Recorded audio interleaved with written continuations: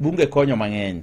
Bunge konyo japiny mang'eny kabisa. Sawa. Ma kokalo through media gi japiny through our leadership onego bednu bunge bedo kod allocation mare mondo na penjo maber.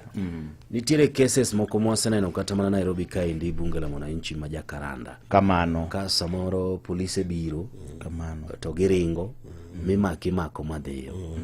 Ang'o makelo maendi ka diponi samoro un gi structures machal koda magi eki mag neno ni samoro gik mawuoye gin giko moriere magara ka ng'ato neno gara ka samoro weche mag arita kwe jomochung' ne weche arita kwe oneno to wacho ni gik ma jogi wuoyegi magi gin public concerns.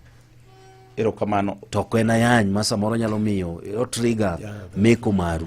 Kamano Jaduong' Solomon, an daher mar nyiso jopiny kata mondo awachi studio ka wan bunge la wananchi wa Masia police poko bire nibiro mako ng'ato. Bende discussions ma watimo kama wawuoye gin ma neutron ma ok wanyon tiend ng'ato. En mnan challenges moko ma wakale to ntiere kokalo kuom leaderships magwa mane wayiero. Leaders ma wan go bende oko siro bunge no fully.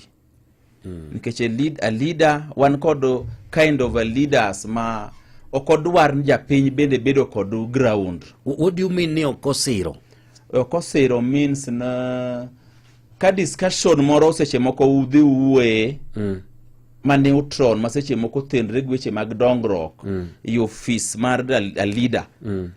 Ibro nwang'o ka jopiny man ga kagi okinyal ng'en ma ng'at ng'ane wan wang'en mago jobunge jogi kowuok to dhi loko jatelo cha wacha taro.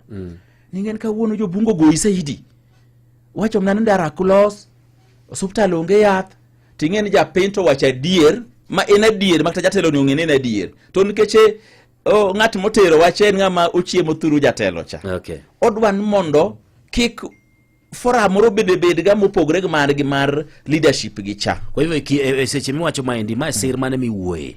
Sir ma wuoye en a leader onego sir bunge iyo mar miyo bunge thuolo mare moromo mar japiny wacho weche ni. Thuolo mar mondo mi jopiny owach gik maricho ma jatelo ni wacho. Gik maricho nyaka mabeyo.